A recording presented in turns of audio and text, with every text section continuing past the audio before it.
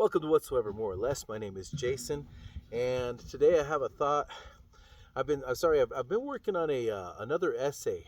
My first essay I did on the Constitution was an essay that was called "The Principles of the Constitution." It dug into the reality of the prophecies regarding the hanging by a thread, which let's be clear, that is not the same as the white horse prophecy. The hanging by the thread is a mega established prophecy by so many prophets it's not even funny. But it dug into that, and then it dug into also the principles of the Constitution as laid out by President Benson and President Oaks, and just kind of looked at some of the things that we're doing and some of the things where I felt like we had maybe strayed from those principles. That was about a 30-page essay. Then I did another essay that was entitled, "I Don't Believe We've Done For or With the Constitution What We're Supposed to Yet," and it was thoughts for members of the Church of Jesus Christ of Latter-day Saints, as I was looking at some of the exhortations and prophecies and things that they had hoped that they've done. And that at that point I was starting to get really more confident in my ability to cross-reference the Constitution more, as opposed to have the gist of it. At this point, I would say I'm at this point now where I occasionally notice, hey, look at that. There's a period there versus a comma there in the Constitution. Or, hey, look, there's this order in Article 2 in this clause versus this order in this clause. So the Constitution has kind of just become something that's just in my head all day long. But anyhow, so I'm working on another one inspired by Is There Anything Too Hard for the Lord, from our Come Follow Me studies. And because there are people who will get you down and say, hey, the Constitution can't be saved. Let's stop focusing on that. And I think it shows an unfamiliarity with the big picture of all the many prophetic statements. If you can't cross-reference, which, by the way, as I was listening to President Oaks this morning, he's cross-referencing prophets from the past.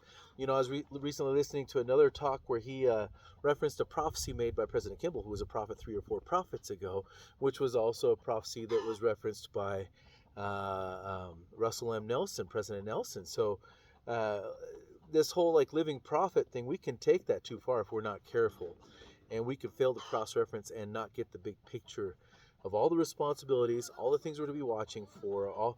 Elder Bednar gave a great talk on that. We will prove them herewith. If we're really being diligent, we're feasting, we're getting the big picture, and we're looking for, wait, what was said before here, before there? And we're like Lehi suddenly getting the brass plates and being like, oh, wow, there's this. Oh, wow, there's that. And you will find, by the way, we have this picture up of the 17 prophets prior to President Oaks. We're waiting for an 18th one, I guess, now. But as I've researched them, I'm like, you know what? All their prophecies agree, really, honestly, truthfully. People try to pit them against each other. That's the silliest thing in the world. It doesn't work. Don't pit them against each other. They are all saying different aspects of the same thing. They are really the Lord's servants in truth, whether by mine own voice or by the voice of my servants, as it says in Doctrine and Covenants section 1. They're all on the same page, and I hope everybody's getting that testimony for themselves. So anyhow, the thought today, the keys of the priesthood. President Oaks was talking about how women obviously operate under priesthood keys and what have you, and but the main point he made, and this is a point I made in one of my essays in the past, is just because you have some priesthood keys doesn't mean that you can just suddenly bestow them upon somebody else. There are procedures, there are positions that you're required to pass through. Interviews with either the stake president or with this, or interviews with this guy or that guy.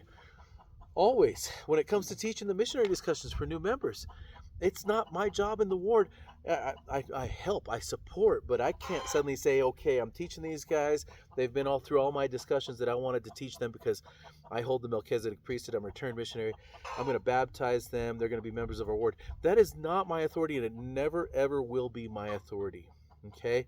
And this is, everybody's got their authority, period, to that thing they are authorized for the time being to do. It has the stewardship that they are granted. The Constitution lays out, I'm going to connect this to the Constitution now, it lays out purposes that are appropriate for the existence of government at all, then positions of power.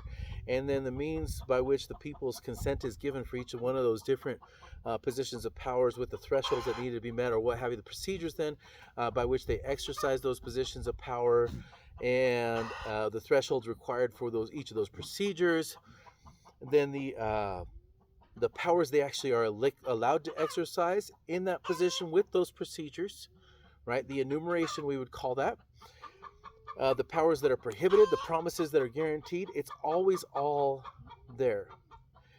Now, if it's not there, just because you're somebody who's been taken an oath of office to the Constitution does not mean you can suddenly claim a new authority to yourself that's not explicitly written in there.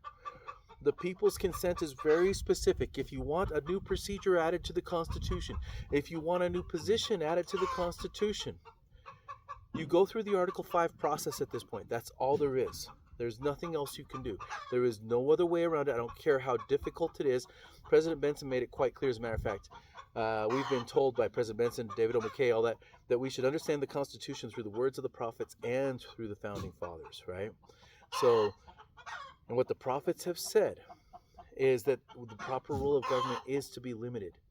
And so if you're like, it's too hard to get something more into the role of government, that's the point. That is why God claimed credit for the Constitution. He would not claim credit for something that made it easy for government to grab more powers for itself. You have to understand that's part of the doctrine. President Oak said maximum freedom, right? Maximum freedom is the ideal circumstances. So you cannot say, John Marshall, okay, it's for the Supreme Court to say what the law is. It's obviously what it's for. No, it's not obvious. If it's not written into the Constitution, it isn't obvious. That is the point. Unless it's the very part of the definition, judicial power, which it wasn't at the time. You can look at all the state constitutions. Nobody had this idea of judicial review except for a few of the framers. Not even near enough to actually get it into the text of the Constitution itself in the first place. Okay, thresholds matter. Thresholds matter. Let's say it again. Thresholds matter. Just because Hamilton and Morris and a couple other people wanted it doesn't mean it made it into the text. Okay, it didn't pass all the compromises. It just didn't. And for Marshall to add it afterwards without anything being specified in there, it's not real. It can't be real.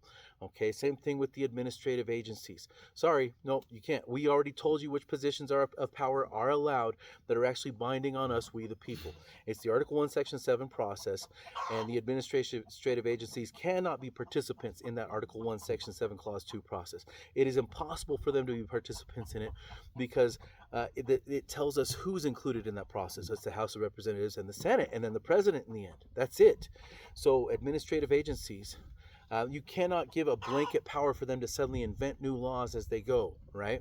And I don't care what explanation the Supreme Court has come up with for, well, if you take this word in the Constitution, that word in the Constitution allows for this to happen. No, it doesn't. It does not. We the people allowed what we allowed. That's it. The church government allows what it allows. That's it. You cannot suddenly say, well, I'm bishop of this ward, so I'm going to go ahead and just go ahead and ordain. I'm going to baptize a new member who hasn't taken the missionary discussions, but I'm the bishop and I'm allowed to do it, and then I'm going to go ahead and give him the Melchizedek priesthood without him going through any other procedures or what have you.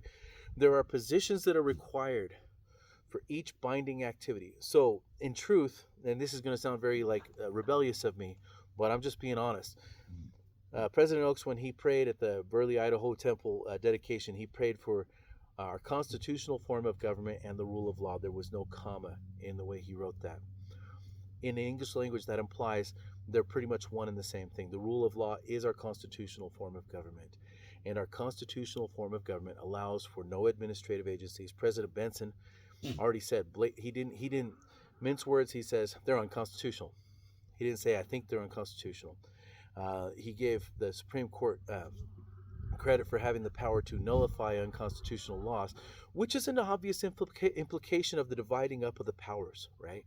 So in other words, if Congress passes a law and they think to themselves, we know this violates the enumerated powers, but we think we can get away with passing it anyhow, they probably need to be humbled by it, because they got to realize, even if the executive tries to carry out this law, the moment it comes before the courts, we still got to trust that the courts are going to be loyal to their oath of office, right?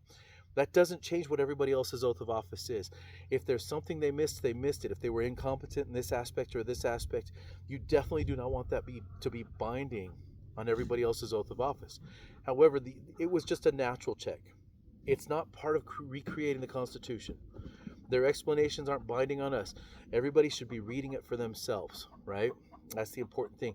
But yes, an obvious check is Congress passes a law, the executive signs it, but then the next executive comes along and they're like, they're expecting me to enforce this law, but this violates the Constitution. I can't enforce it.